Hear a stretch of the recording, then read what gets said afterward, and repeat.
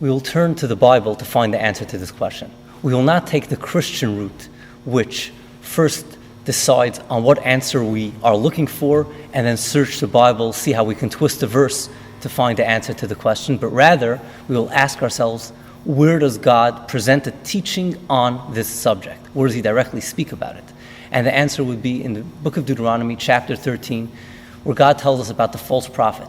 And he tells us that if a false prophet, if a prophet arises, a dreamer of dreams, and he produces a miracle, he tells us about a sign and a wonder, and the sign and wonder come to pass, we shall not follow him. In other words, according to the Bible, miracles prove nothing. Miracles could happen to false prophets just as easily as they can happen to true prophets.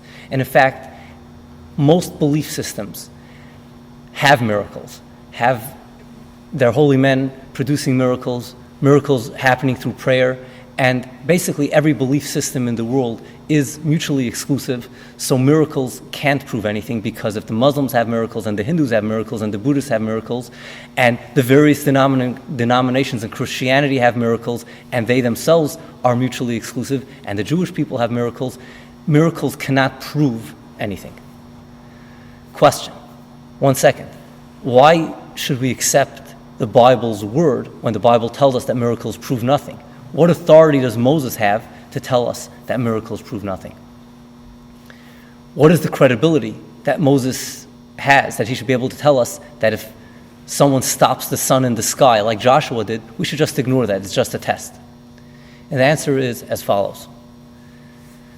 When a prophet produces a miracle, it doesn't directly prove anything. Let's take the greatest miracle that happened since Moses, which was Joshua stopping the sun in the sky. It's a great miracle, but it's only an indirect proof that Joshua is a prophet. It's not a direct proof. What do I mean by that? It would be as if someone produced a certificate that he passed a certain course. So the certificate says that he passed the course, but you didn't see him passing the course. It's just a certificate. It's just testimony to something else. As opposed to Moses, the way we know that Moses is a prophet, in the book of Exodus, chapter 19, verse 9, it tells us that the Jewish people heard God talking to Moses as a nation. In other words, it wasn't proven to us, it wasn't something that we learned, someone testified, or a miracle testified to the truth of the prophecy of Moses. Rather, it's a piece of knowledge that we encountered in real life. The word prophet means someone who God talks to, and Moses is the only one that experienced that. He's the only one that has that God gave him that credibility.